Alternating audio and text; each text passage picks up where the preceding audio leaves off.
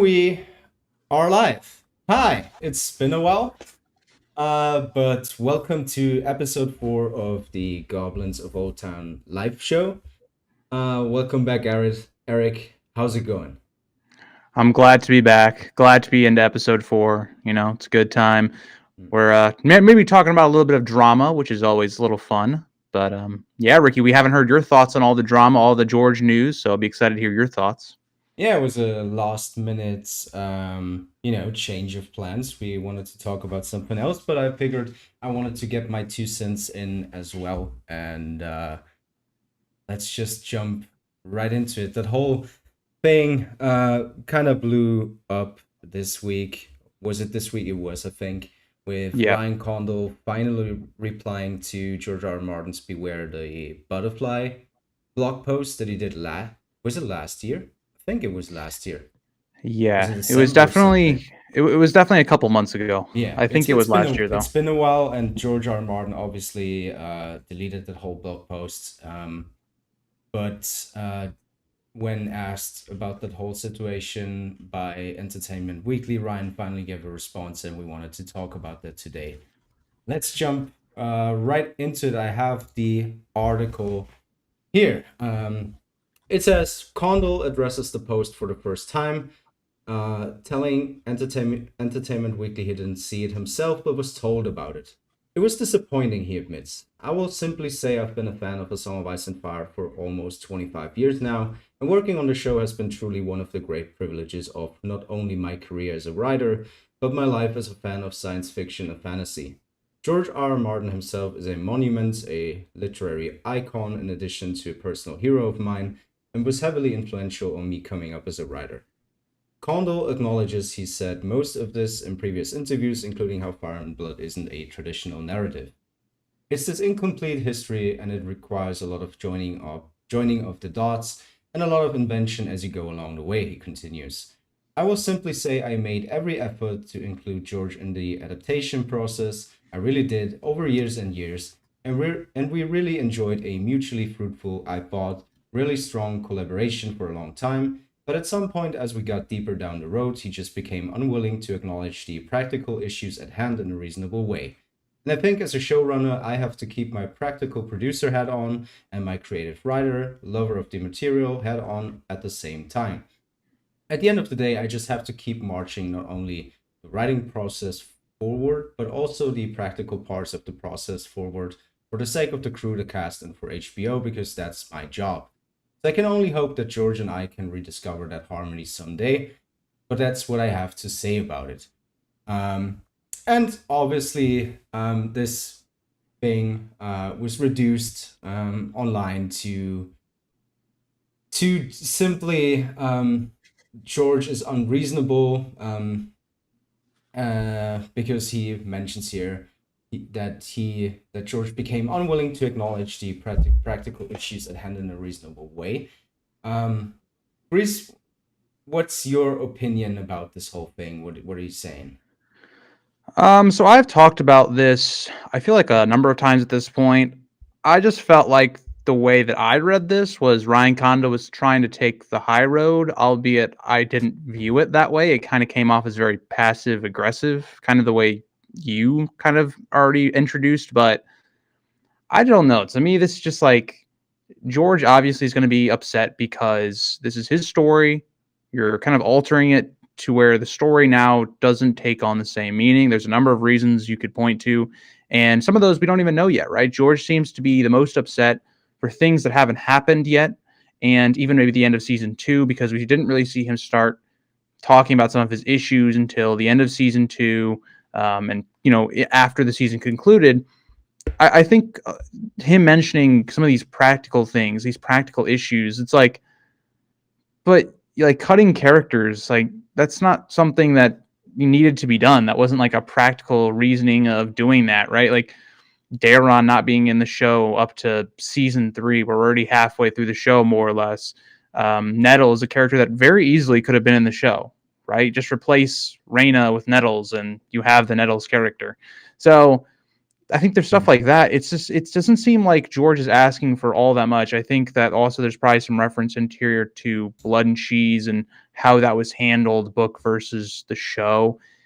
And I don't know. I think that Ryan Condal kind of painting George is unreasonable to me. It's just it falls flat when you think about George R. R. Martin praising season one, even though season one had some of those kind of hiccups, things that obviously were not in Fire and Blood, but they also did not reflect George R. R. Martin's themes, and George went along with those things because I think George, like I think a lot of us, me and you, Ricky, have the same opinion that yes, Fire and Blood needed to be changed to fit a television, and because we don't have the full story, like Ryan Condal says in here, but it's fitting into your own show canon. It's fitting into what the overall story of the dance is trying to tell, and I feel that was George's probably his biggest issue, and so I don't know. I'm very much team George R. R. Martin in this scenario because I don't like House of the Dragon that much anymore. But Ricky, what do you think? You haven't been able to really discuss much of this, so I'd like to hear your thoughts.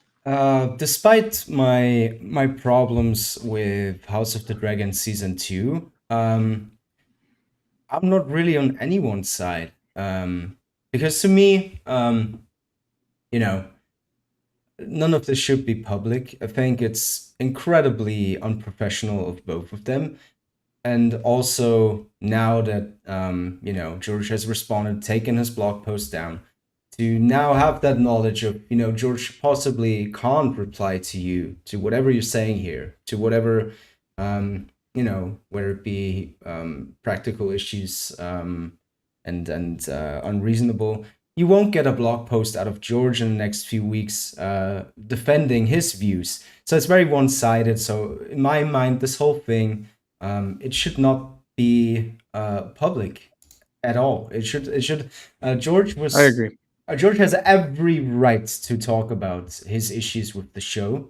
I'm not saying that he shouldn't, but it's not usual. It's not professional. That's not how you do it. And then now that for Ryan to reply after so many months of not doing that is a weird approach to me, because I can see imagine you're Ryan Condal. You come up with something, and then George, obviously, he was one of the worst changes for George R. R. Martin, or one of the worst adapted things for George R. R. Martin in Game of Thrones season one was Littlefinger's portrayal, and the tourney. And he was like, well, these knights, these people wouldn't walk around the forest alone, and stuff like that. So how critical he is, how deep it goes with his criticism. So I can only imagine that is not really easy to work with. So I can see Ryan being frustrated by George, being unwilling to acknowledge some practical issues. But then again, at the if you turn it around, to me, it's not really a practical issue to remove entire storylines, and at the same time invent something new, or invent whole things that weren't in Fire and Blood. If they what he probably means here with the practical issues is the issue of merging Rhaena and Nettles. Fine. But then he also invented so much stuff for Helena to do, and Damon had a whole season of very new stuff. So the time for Nettles was there. He just chose to go about it differently, and he chose to go a different route. So I can see George being getting on Ryan's nerves, or anyone's nerves, for practical issues, stuff that a production just has to do, and just the way it's written, you have to add stuff, and you have to really think about what to adapt, and you have to work with a budget. And then also there's been the whole entire stuff about the writer's block and stuff. Not writer's block, the strikes, the writer's strikes. So I can see the practical issues being him getting on people's nerves. But then again, it's not fair to just throw that out there, and George can't reply. He can't reply to this now. It's very one-sided, and with that knowledge, I think that was the worst mistake. And that's my gripe with it, is that all of this is public. It gives the worst people you know in this fandom the opportunity to write articles, do YouTube videos about it, and milk the shit out of this. And it's the same thing that happened past season 5 of Game of Thrones. I'm not talking about the quality, because just in terms of how we engaged as a fandom, and I see a very, very big decline, and my willingness to even engage in this sort of surrounding is very limited nowadays too. I kind of stayed away from this topic for a long time, and now it's public again. That's just my, that's where I'm at the minute. I agree with you. I think this should have all been handled privately. I know people are going to argue this because I see this all the time on my channel when I talk about this. People will say, well, maybe George was just fed up, and maybe there was no more discussions. Like, him and Brian Condal seemed to have just broken up, so maybe he felt like that was his only outlet, and now he's realized that's a mistake. But yeah, I agree, though. I think this should have been handled privately, or at least kept out of the public light for a lot of reasons, like you mentioned. I do think, though, in terms of like you talked about, like the practicality of putting in a Nettles, I just think about the show and I go, okay, well, how do we fit in a Nettles like storyline? Well, okay, do we have the budget to include Sheep Stealer and stuff like that? Well, I mean, you can take out stuff like the Rhaenyra Avengers thing at the end of season 7. Or not season 7, episode 7. I guarantee that costs a lot of budget. You have Vagar and Aemond, and you have all the other dragons in the background. I don't know. I just look at it and I go, I feel like that's not a very good excuse for some of the things that we saw in season 2. But I do agree. I think George would definitely be somebody that, like, I do agree that he could get on somebody's nerves. He's a very, passionate person about his story. It's yes, also it is his right. He has written this stuff, so he cares about this stuff. Like, a whole different level, of course. But if I write a screenplay and then there's a guy sitting there and he's not saying my dialogue and comes up with his own stuff, we didn't talk about it, I'm getting angry. I'm like, no, that's not my scene. That's not what I wanted here. And so I can totally understand that, and it's on a bigger level. Like, it's his legacy. There's another show, we've been there before. We've had 2 guys abandoning my source material, doing their own shit with it. He's getting fed up. That's the very reason why he left television in the 90s, to write and write a novel that is unadaptable, something that no one can ever adapt, and it's going to be as big in scale as possible. And now it's the same thing. Like, that is something that has always been on his mind, always something that he had his gripes with, and Dan and Dave ran out of material. But that's wrong. See, we didn't have that is wrong. We didn't have the don't want to get too much into that, but we didn't get any Ironborn. We didn't get a young Griff. We didn't get so many magical aspects from Quave to the other wargs to the list is endless. For them to they would have ran out of material eventually, but I could have easily done another 2 or even 3 seasons with the content that they had, and deliberately chose not to adapt. So they had different problems, and it's kind of a similar thing. This is why I also decided not to review the show going forward, because I see the similarities. I have those problems too. Back in season 5, we had the best Stannis portrayal ever in the first couple of episodes. And then in the last couple of episodes, it was just dog shit. And the same thing happened with House of the Dragon's second season. Like, I made a damn fool of myself for constantly praising it and being like, no, you've got this all wrong. I've been screenshotted to death on Reddit and whatever. And then For what? For what? We've been here before, so I get it. I get George. I just think it's a pity that we're in this situation of drama. It very much feels like the Star Wars thing, like we're in the Star Wars Yeah, fandom where everything and everyone's just fighting entire wars in their fucking free time. That's not where I want to spend my time at. It's not where not it's very lucrative. I could have easily done like a shitty thumbnail and I don't know, drama and whatever, and that would work, I guess, but it's not very sane to me to do that. Or agreed.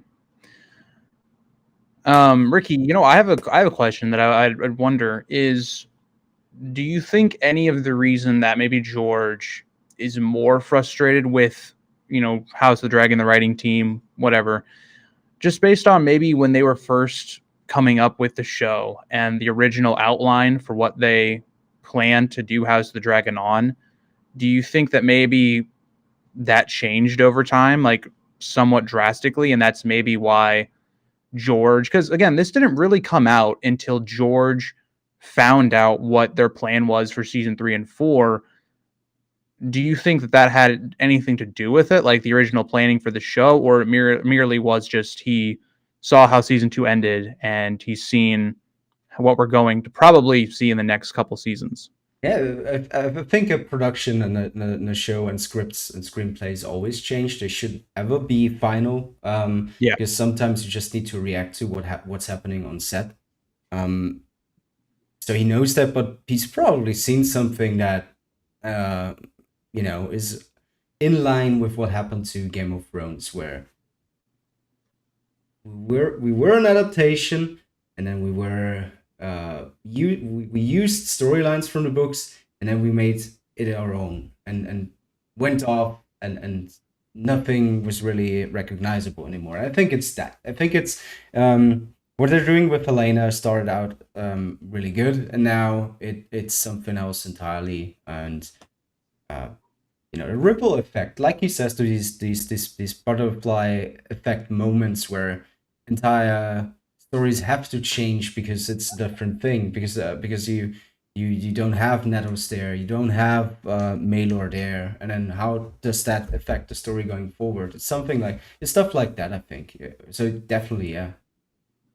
I think it's, what you said there. I think it's George is okay with the changes, but I think that once that House of the Dragon and their version of the story, and now they've made it kind of their own, I think that the really big thing, if I was in George's shoes, the thing that would upset me the most would be that the whole message of the story and the themes that George writes about aren't present anymore. That is what I think is maybe going through his mind, is that not only is it changes or things that lore wise could not make sense in even the show or the books, for instance, like you mentioned with Helena, that it's almost more than that. That it's like we've gotten away from originally what George's original idea for the story of the dance was Mhm. about.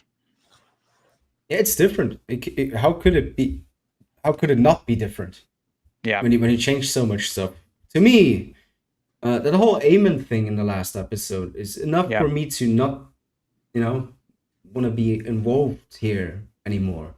Um, to change the entire character dynamics to a point where you have a guy and you spend so much time um, working on like his morale, and it's very great. You could have just done the villain from the get go, because that's what the book offers too. Yes. But you spent so deliberately spent so much time in making us care about him as a human being. Apart from being badass and roasting stuff and having a barbecue all over the fucking Riverlands, you just showed him nuking a city and getting aroused by it out of nowhere, and that's enough for me, because to me this whole story is about, it goes against war. It shows the atrocity of what this family has done to itself.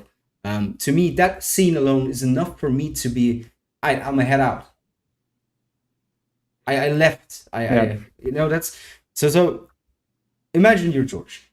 Imagine you're George, And again, my interpretation is not the only interpretation. Maybe there's this, it's different for everyone. But if you're George and they start changing things, you get nervous. They change more, you get anxious. And if they don't even listen to you anymore, you get angry. And where do you take that anger? To your blog? I don't know.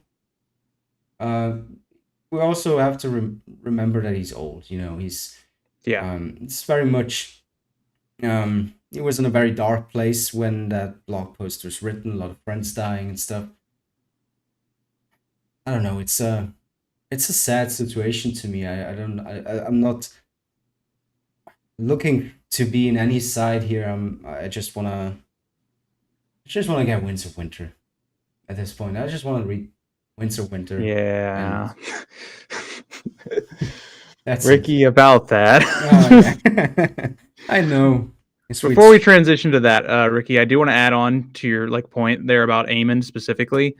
I mean, it's situations like that, but then you also add in, Daemon. I mean, George has straight up come out and said Daemon's, if not his favorite character, one of his favorite characters. And the complete change of that character, that character's completely changed now than what he was, from what we can interpret from Fire and Blood. The character is now completely driven by fate and by visions that he had, and how that's going to shape his destiny, which does not give you the morally complex character that George builds Daemon up to be. Some people really love Daemon, some people really hate Daemon. That's the whole part of it. Different people see different things in Daemon and value those things. And I think it's just a lot of that, what you talked about. But there's so much that we didn't get into. That don't have to get into the whole magical aspect of it. That just some thing that they've created themselves, because it just doesn't work like that. Green Seeing doesn't work like that. You can just astral project yourself, and then the whole logic of that, even astral projecting to a guy that's responsible for the murder of your son and stuff. There's so much that we don't even have to get into. That screams, "This is not my story," and that's all he wanted to get across, I think. And then, I think when you think about the ending though of episode 7, and it just it really just, you think about really what it does for the story. And I know it's something that we criticized a lot, and the community was not. I don't think the community was with us at all during the time when we were criticizing that episode for its ending. But you think about what it did. It took a lot of budget for having this big show off with the dragons at the end, which means then we have to have Aemond reacting, and we can't see it on screen. I'm assuming because of budget. I'm assuming that's the reason we didn't see Aemond burning a whole town, was because we didn't have the budget for it. It just screams kind of what you've been preaching. But I'm ready to move on from it. If you are. I'm glad that we didn't get to see it, because I still have throwbacks to that moment where they played heroic music over the Boltons charging at Stannis. Yes. You remember that? They had this whole fucking glorified thing where we're gonna change this, and it's gonna be the end of Stannis, and they play heroic music for the fucking Boltons who flay people and and it's Stannis did burn his daughter. Very much the same thing. At the same thing, it's what are we talking about here? We've watched Theon get tortured for 2 seasons now. What are we doing? To anyone watching, listening, whatever, please go to YouTube and rewatch that scene. They played heroic music for the Boltons. It was dun dun dun dun dun dun. The heroes arrive. While Sansa is watching on, as this was her last hope of surviving. By the way, it's nuts, and that's why I'm checked out. The show might become good again. The Battle of the Gullet might look incredible. Aegon might continue to be an awesome character, and there are definitely things that I will still enjoy. It's just that I'm not doing this again. I'm not gonna be here. Not gonna sit here, and then it's not that case. It's like Game of Thrones season 5, season 6, 7, 8, and I'm not gonna do the thing that I did back then, which was, if in season 6 Lady Stoneheart comes in, and then actually young Griff will arrive at this and that point, and no, I'm not gonna play these games. I've been there before. I'm out. But I mean, it's only 4 episodes ago, or 6 episodes ago, that we've talked about the best episode in both Game of Yep. Thrones and House of the Dragon combined, and I think it's very much mixed. I'm not really reactionary. I'm just, I've been in this community a long time, and I don't want to engage in this in with a series or film or whatever in this way where I'm like micro. Is this good? Does this make sense? Is this what is it? I'll be there. I'll watch it. We're probably gonna talk about it on the live stream, but I'm not Yep. gonna write a semi-professional review about how this moment or Baylor or is not there. Therefore, well, everything sucks. Because I personally, that change to me is not. It's not too bad actually. Yeah, the blood Baylor and cheese change is in not the particular. problem of season 2. No, I would Let's agree just with put that. straight up put that out there. That's not the problem with season 2. Like, Yeah. do I think I enjoy what we get in Fire and Blood the book more? Mm.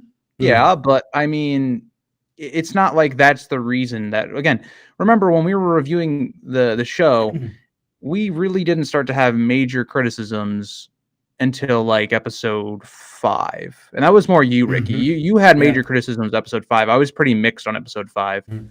And then episode 7 was kind of when things got kind of bad for us. I But even liked episode 6, which was I very did too. character driven. So there's still stuff to like. It's just that I have a feeling of where this is going. That's my problem. The show is so crazy right now that as a starting out the show and in the books, hardcore Team Black, even though the Team Smallfolk is the right answer, as Ricky will say. But I like Yes. my character. I like my Team Black characters. My favorite characters right now in the show are Otto Hightower and Aegon.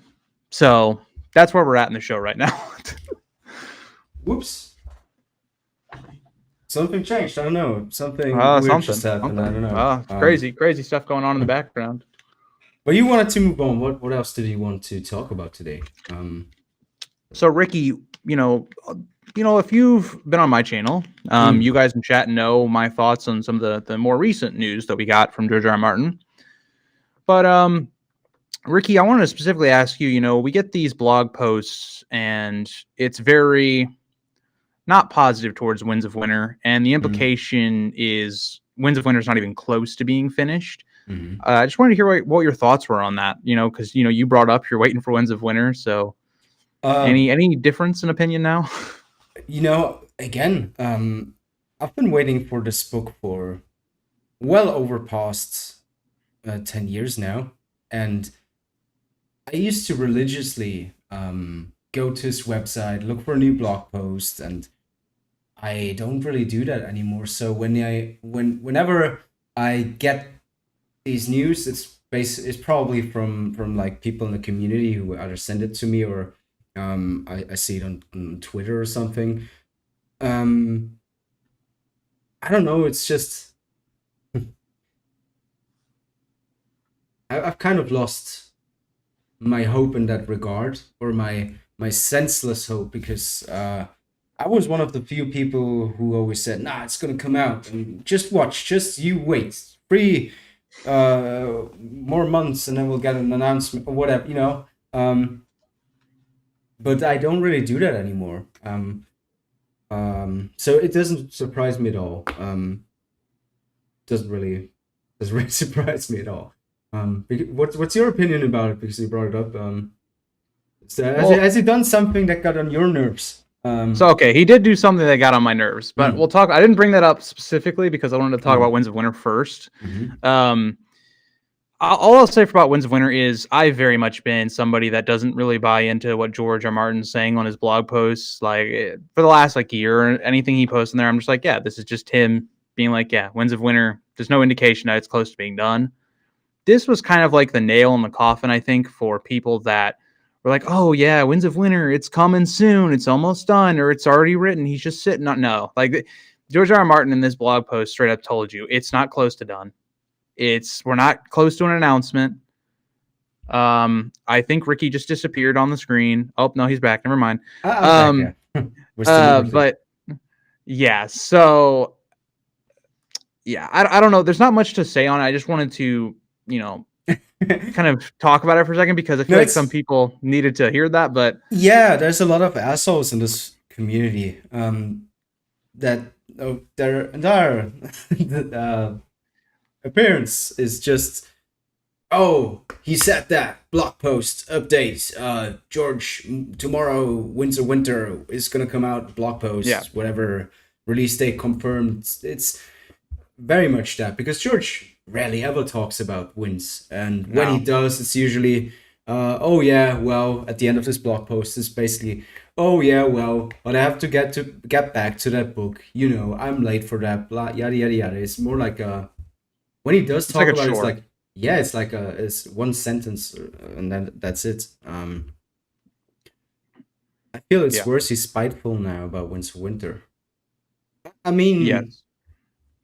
imagine you're George, and you watch the ending of your book, in whatever way, whatever's there, or whatever's gonna be the same.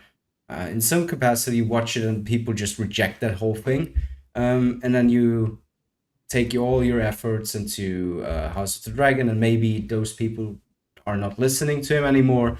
Um, yeah, definitely definitely spiteful in terms of, well, I have to finish that book. That's when creativity can shine, almost can almost never shine, is when you have to do this now.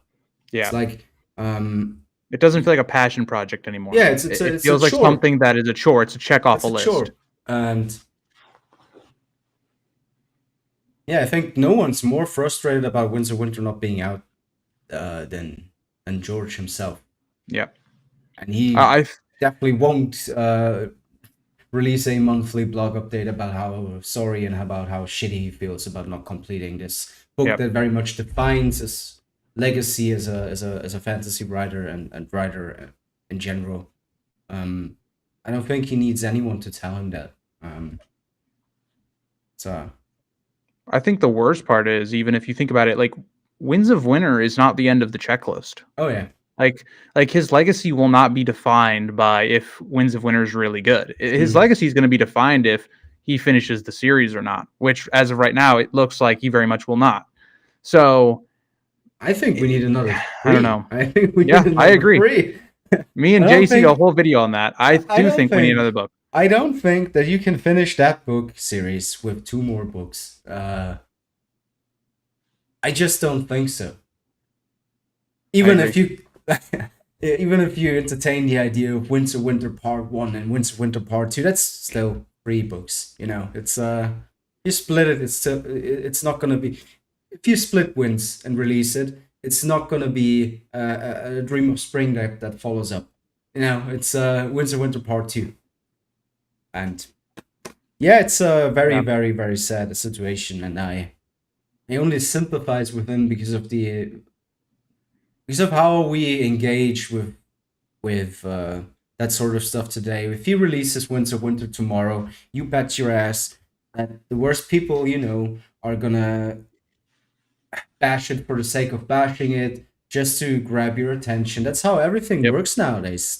You It's can't about really have an clickbait opinion and about a clicks. movie or series without having to over explain yourself why you have that opinion. It's just, it's yeah. Agreed. So let's move on then to the part that I was a little frustrated with Georgie about. So I've made basically a live stream and a follow up video to this, but in the same breath. So he put out two different blog posts. One was on Monday this week, Hmm. and it was about there was going to be this big announcement. He really hyped it up. He made sure to clarify it wasn't about Winds of Winter, which I already knew it wasn't Winds of Winter. I know Okay, where this is going. okay, Did that so it's not upset Winds of you? Winter. This did upset me. So this genuinely Oh, pissed me come off. on. So That's on okay. you, though. But sorry. Okay, Explain. I'm gonna explain why I don't think it should be on me, but I see you the same. So okay, Monday he releases this big announcement thing and all that stuff. But this is from what it's gonna end up being, spoilers to the story. It's gonna be the Direwolf stuff. So my thing is, I'd already seen the Direwolf stuff before his blog post even came out. I already knew the Direwolf thing was a thing. So I'm sitting here and I'm like, okay, the Direwolves, there's pictures of them online already being on the Iron Throne. Obviously, George had some, thing here. So I'm sitting here and I'm reading this not a blog, and I'm like, okay, so there's another announcement coming out, right? There's no shot that George made a blog post when his fans are starving for any material, even like a teaser trailer for Duncan Egg, which is what I thought it was going to be. I thought the big announcement was going to be Duncan Egg teaser trailer or Egg on the Conquest show. That, though, because since when does he publicly announce that there's going to be an announcement and then it's a fucking teaser trailer? So. But I'm just saying, though, why would you put set yourself up for disappointment with that one? I think. I feel like I half did, but on the same breath, you're telling me George got the date wrong. Like it was already out. Like this announcement was already out. I knew of the Direwolves before there was even an announcement. The guy is like 137 years old. He's Bloodraven at this point. That was my frustration. It's gonna be like, but it's like, well, I'm gonna announce the Direwolves, and then, oh shit, it's already out there. So and even with that was my frustration. But I get it. You wanted this to be something, I don't know, where it be another Duncan Egg story or Blood and Fire or whatever. And then it was the thing that you've already seen. I don't that whole thing with the Direwolves, and to be honest, I didn't really care as soon as I heard that it's not really Direwolves. It's like they have some, and I didn't bother to. So please don't quote me on this. I didn't bother to really look this up, but that they're not really Direwolves. That's basically there's a bit of the Direwolf gene. In there, it's cool. I'm happy for George. This is that's probably the most wholesome picture that we have from George. Healed something in me. It was lovely to look at, but I don't give. I really don't care. Yeah, I want to clarify. I was very happy for George. I was really happy for George. Like I made that very clear when I did my video and stuff. Like, this is cool for George and all that. I didn't love the way he handled it. Hey, Chet, George doesn't. Eric doesn't care about George R. R. Martin. Nah, I don't care about Sorry, I kind of set yourself up in the corner. Then I put you in the corner with my enthusiasm about how lovely this was. I don't know. So. Well, I mean, here's the thing, Ricky. In one breath, at the beginning of this stream, I've said I was on Team George R. R. Martin for George and Ryan. You see, and then I really don't think it's that easy. Obviously, George is a complex man. With George on he is. Obviously, I'm going to side with George being very protective of his source material because that's what brought the interest to the show. For me. But it's not just black and white. That's kind of this Twilight thinking of like, I'm Team Jacob, I'm Team what's the other guy's name, Edward. That's like the I don't know. There are no teams. They can both fucking. No, damn you, Ricky! You must be Team George. Team Smallfolk, okay, here we go. Also, I did want to add to the Direwolf conversation. From my understanding, like you said, it was like. They got some direwolf DNA from a bone or something, and then they mixed that with gray wolf like DNA and stuff like that. So it's cool in a sense that a part of the direwolf is back, but it is from my understanding. I'm not a scientist, but from my understanding, it's like if you had mixed a German Shepherd with another dog, it's more or less kind of what I boil it down to. So it's exciting, but at the same time, like, okay, this is cool, but. What I thought was really interesting is that Peter Jackson bought the original Iron Throne. That was cool. That's a cool detail. Because that was really cool. Imagine if you had his kind of money, I would do that type of shit too. Oh yeah. Go to your living room, watch a movie, and you're sitting in this big ass chair made out of swords. I could have Dark Sister right there. You have Dark Sister right there.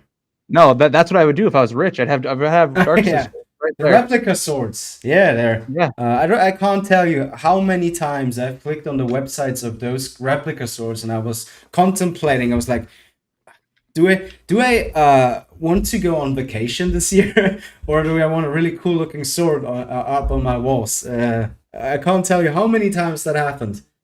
This direct thing of me looking at good looking swords, Hell and yeah. yeah. But we do have a few questions from chat. I think from earlier. I think I saw Before you get to something. that, Ricky, I wanna answer something I saw in chat.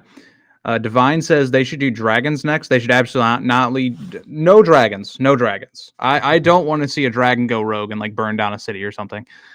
I'm good with that. Uh, sorry, I was reading chat. What was the question? So it wasn't a question necessarily, but it was somebody saying that they should now bring back dragons, and my response is absolutely not. No Oh dragons. yeah, I'm yeah, good. yeah. They should. They should As a totally bring back Targaryen dragons. lover, don't bring dragons back. Yeah. Definitely good idea. Where is it? Oh, there it is. Divine Cherika. Do you think George is more angry at Ryan than he was at David and Dan because he now views the adaptation as a huge part of his legacy? I think that he has a problem, and I said this earlier. He has a problem with changing things or compromising in general. That it was a huge deal for him as a TV writer himself, a screenwriter. That's why he even wanted to write his own book series in the first place, and that's why it got so big because he was really angry, and it came out of this fire. Or he was really angry, and everything he did was compromised. So he's not a big fan of compromising. Then you sell the rights to your franchise, and then these two people are, you know, doing what they are doing to your thing. And then you have a guy who's actually a friend, someone you yourself recommended to HBO, and he got the gig. And he initially really liked what he was doing. You got on really well, and Ryan definitely is a big fan of A Song of Ice and Fire. I don't think anyone who's reasonable doubts that. So you have this sense of security. Yeah, I found my guy. This guy. Yeah, he's gonna adapt my stuff well, and then he doesn't. I think it's that. I think it's disappointment and the fact that Ryan even went public with this and basically confirmed that there was a big fallout. Yeah, I think it's just yeah a very very difficult situation for George. I agree with you, Ricky. I think he had a deeper connection with Ryan. So the fact that Ryan has failed on that adaptation that George, thinks about, I would say that it's George one saying, okay, it's all over again, right? My Mm, adaptation going wrong, but it's that he had a closer connection with Ryan than he did D&D. Like with D&D, A Song of Ice and Fire was still like an established fantasy, but Game of Thrones, the show, in my opinion, like took it to that like next level. It made his popularity grow even more. yeah, And so I think that there's a part of that is okay, well, George probably also realizes, well, Game of Thrones did also help, him and his legacy and things like that. It also hurt it as well.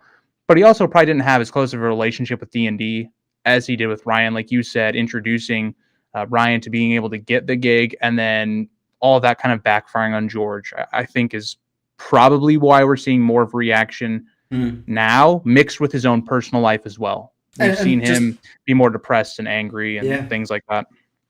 and just the fact that he deleted it just goes to show that he can't do that really. Yeah. There was someone uh ringing his phone for 275 times and being like, that's a breach of contract right there, fucking delete that post and whatever. His manager probably freaking out.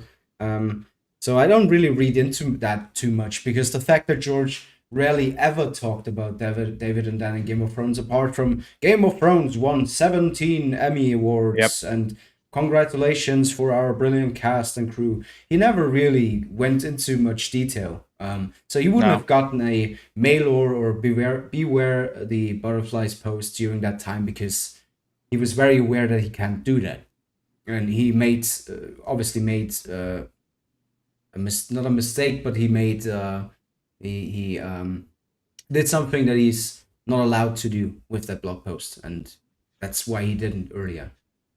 He had a Catelyn moment. His emotion Yeah, won over his logic. yeah. That's what happened. I think that the emotion that he was feeling mixed with, I think there's a lot of factors of why he finally said something compared to Game of Thrones. Mm. But yeah, I think it was just an emotional response to everything that was happening at the time. Ooh, good question. If House of the Dragon welcome back to Germany. If House of the Dragon season 3 surprisingly turns out to be good, even better than season 1 somehow, do you think it will regain the love it once had from the fandom? I don't really view it in black as black and white. It could blow me away, and it could be brilliant. I don't see personally. I see the signs leading somewhere else, but it sure could. I don't know. We're also the loud minority because most day-to-day people, regular ass people, are not setting up a microphone and talking about dragons on the internet. So we're the hardcores too. If I'm talking to my girlfriend, for example, she likes the show. She's not obsessed with this goofy book and these characters. She's watching as a regular show, and I don't know. I personally, like, if you're asking me, I don't really see that because of the changes and just the fact that they did something like Aemon being all aroused about the killing of the small folk and the Allison stuff, her giving up. I'm coming from a place of investment into the source material and the story that I know. So for me personally, that story is already, different and broken. But in terms of the normies, the normal people, I don't think they're changed much with season 2. Their biggest complaint was the Damon stuff that I thought was brilliant up until the very last moments. So Yeah, I mean, I am pretty much have the same opinion as you, Ricky. But the only thing I would like add is, I would say that there is a little bit more of a for season 2. I think that people still like the show, like regular people, but I hmm, think there was like a. I think I would say for a good amount of people that I know that have never read the source material that are just watching the show casually, when I ask them their opinions, they say they were a little disappointed by season 2 because hmm, it didn't really fulfill that promise that kind of season 1 seemed to yeah, end on. And so I do think, like, for casual viewers especially, I think that the 2 episode cut really did affect how the season would be viewed. definitely, definitely. They needed a big Because battle to end yeah, this for like the broad audience because they were yeah, in awe of episode 4. And the Battle of the Gullet is huge for them going forward because um, that's gonna be gigantic and big dragon make boom type of stuff. People love that. yep, Um, so it's a good way to start the next season for agreed. them going forward. So I don't see that problem. I don't see that problem because they're gonna watch that battle and the mainstream media is gonna eat it up like it's the most delicious thing ever. Agreed. I think that yeah, the problem with season 2 for, I would say, casual viewers is just that you end season 2 on almost the same note as you ended season 1. Like, the war is starting now. We see all these armies going to different places and all this stuff, but it's like, well, wait, that was the promise of season 1, Yeah, that's yeah, where the war is starting. So that's what I'm saying, and that's why I do think, like, for us, I don't think this season 2 having 2 more episodes would have mattered. I still would not. I think it might have helped my opinion of it a little bit more if the Battle of the Gullet had been really good and the after effects of it, but my opinion was already kind of where it was as soon as I saw episode 8. It was yeah, already yeah. leaning that way since episode 7 because of the character stuff. Because me and you, Ricky, were very much more concerned about character driven stuff Mm, yeah. than the big action and the big stuff like that. So for us, our kind of stuff was already kind of not great. But like you said, like, I think season. Whoops. That was it for Eric. Where did he go? Let's see if I can pull him back in. Okay, Eric, for whatever But reason, you just disappeared okay. halfway through the sentence. Um, long story short, I think season 3 can definitely bring the casual viewership back. I don't think it will change, probably my opinion, because again, my investment in a lot of the characters is declined a lot. But yeah, Yeah, I thought I can only speak about me personally, but I thought that House of the Dragon is something that it's obviously not. It's not this very insanely character driven um adaptation that enhances um the books in it's very much its own thing. It's very yes, much its own thing, and that's a pity, but what are you gonna do?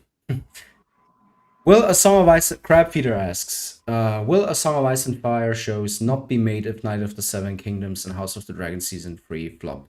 I don't think they'll flop. If anything, I think, again, with Battle of the God Episode 1, the ratings are going to go up and up and up because most people are waiting for those battles and there are going to be lots of them from here on out. And that in turn makes HBO money. And then new stuff is going to come. I'm worried. I'm really worried that Duncan Egg is going to be too small scale for the broader audience, and um, I'm worried about Duncan Egg specifically because again we talked about this prior to the stream, but they don't really bother to market it anyway. There's no marketing, there's no PR. It's just this show is coming.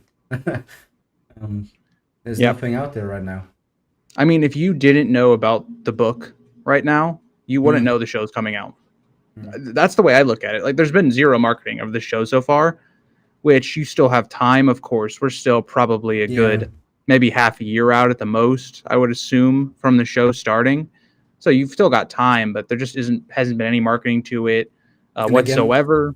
So I think, and I said this to you earlier prior to the stream, I think that is due to them not being at a certain point in post production where they can add action heavy scenes that look good to the trailer, and you very much need that. So I'm worried that they're gonna market this thing as something that it's not. They should just have the balls to show something. But I think that's why we didn't get a proper teaser trailer or even trailer yet, because they're just not at a point where they can show off the jousting in a very impressive way. It's just very and there's no dragons or anything, so it's just people talking, and that might not be how they want to do their marketing because they don't trust their audience, which they've proven countless of times. Watch every episode of House of the Dragon season 1. Every episode ended with something controversial because oh my god, we had too many yep. people talking and much focus on the characters here. We have to have Kristen Cole beat the shit out of a guy till he dies at a wedding and stuff. So I think it's more that rather than them not wanting to promote their show. Just don't think they have enough action in that trailer that's done and looks good yet. But yeah, I will say, going back to the original question though, I do think that if somehow they manage to goof up, season 3 with the casual audience, which I really doubt, given that there's a bunch of battles and stuff coming, like Ricky said, I would be a bit worried about the future because, like Ricky said, I'm not as worried about the quality of the show. I'm worried about, will fans actually want to watch it? Will the casual viewer want to watch A Night of the Seven Kingdoms? And that's what I would worry about. So Just if put House of the Dragon Subway season 3 does Surfer. bad, but Just put Subway Surfer half the screen is just Subway Surfer, so the people who that's scream, right. "Where are dragons?" Where are the entertained, dragons? and I can enjoy this show. Like Matthew Stewart says, I need Duncan Act to be the best adaptation we've had yet, and oh yeah, It should be. It has every right to be. I'm gonna be very vocal again. I mean, Duncan Egg is the one show that I've always wanted, the one thing that I've always wanted to see on the screen. It's my favorite story from George. My favorite book, because in Germany we have the collection. All 3 short stories were released in one book, so I always refer to it as a book, which might be weird for you Americans because there's like 3 different things that they've published, right? Yep. So it's a novella in Germany. Yeah, I need this to be good. I need this for my soul. These characters are very near and dear to me. The story is very near and dear to me, and I hope it's good. I hope it's good. We'll see. We'll see. Agreed. This And might actually especially end because me. season 1 in terms is the of- best novella. There you go. In my opinion, the first novella is the best. I Yeah, know it's a hot take. A lot of people like the third one. I do too. I really like the second one too. I like everything about Duncan Egg. I like all the novellas. I'm just saying that I feel like most people have the third as their favorite novella. Yeah. But Me and Ricky are the torchbearers for Duncan Egg. That's true. hopefully we don't see Ricky the Cruel. That's we'll better be at pray, the front, guys. Matthew. We're gonna be very vocal. People need to get better attention spans, man. Well, how can True. it be like you know, we all fuck up our dopamine levels by Yep. constantly scrolling, constantly looking at a Yep. dumb screen. We're all guilty of this to some degree, and some people just get stuck on that. That's all they do. The entire day goes by, and all they do is have the phone in their hand. And yeah, that's why film in general takes so little risks, so few risks nowadays. All you see is remakes and nostalgia-driven stories, and Yep. yeah, half of us are on drugs. Yeah, kinda. It is a drug. It is a drug because you know it signalizes your brain that it's like you know it's something that excites the brain. It's but yeah, it's not. We're Hey. talking about stupid dragons. What are you doing here, huh? Hey, These people didn't come here to hear me Ricky. talk about Ricky, dopamine. as long as we get some cool Blackfire merch, I'll be a happy boy. So I can have some Blackfire stuff up outside of this painting that one of my ex-employees made. I'll be feeling good. Yeah, The Blackfires better be done justice. Yeah. I hope so too. We'll see. I've heard a few things about Dunkirk. Some of them great, some of them why, some of them I have to see. We'll see, man. It's we can only speculate. It's true. It's not a lot to really talk about in A Night of the Seven Kingdoms right now. They haven't made much public about it.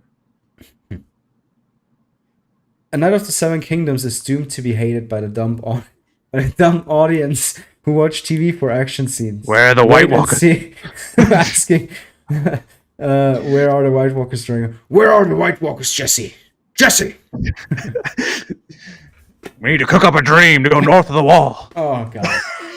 I wouldn't put it past them to have Darren. We talked about this. Definitely in the happen. past. You know it's going to happen. Darren's sitting there and, you know, dreaming about the White Walker invasion. Dunk, I dreamed of you fighting a White Walker. We'll see. We'll see. It's an interesting time to be a fan of A Song of Ice and Fire. In many ways, because we're still waiting for that book that we're I don't know. I feel like I constantly, and I don't know if it's the same for you too, but I feel like I am constantly repeating myself with everything that I say about the Winds of Winter in terms of it not being out there yet. It not, you know, it's. Hey, Ricky, do you want to know why? Because we've been saying the same thing for years. Yeah, it's man, but it's one of these situations of all time.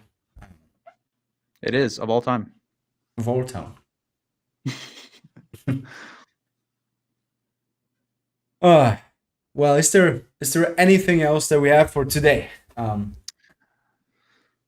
can't think of anything. I feel like we covered a lot of the news in the community for the most part. We addressed all of our chat questions. So unless you got anything Mhm. else, Ricky, I think we're good.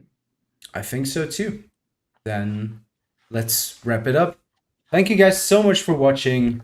We're gonna be back next month as usual, one episode per month. We're also on Spotify. Check out Eric's YouTube channel as well. He's very active. Posts really good videos. He's doing his thing. He's really good. And yeah, we'll see you in the next one. Bye Thank you, bye. Ricky. You're welcome.